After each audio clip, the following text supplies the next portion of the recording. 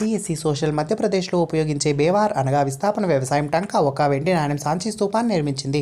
అశోకుడు కృష్ణానది జన్మస్థలం మహాబలేశ్వర్ శస్త్రచికిత్సలపై రాయబడిన పుస్తకం సుశ్రుత సంహిత స్పిన్నింగ్ జెన్నీ యంత్రానికి కనుగొన్నది జాన్ కాయే. 1909లో ఈ మత వర్గానికి ప్రత్యేక నియోజకవర్గాలు కేటాయించారు. ముస్లింలు ఒక ప్రత్యేక విషయాన్ని తెలుపుటకు ఉపయోగించే పటాలు విషయ నిర్దేశక పటాలు. పిగ్మీలు ఈ నది పరివాహక ప్రాంతాల్లో నివసిస్తున్నారు. కాంగో నది ఋషులు సంకలనం చేసిన సముదాయం. ఋగ్వేదం రెండవ తైవాన్ యుద్ధం జరిగిన సంవత్సరం 1192.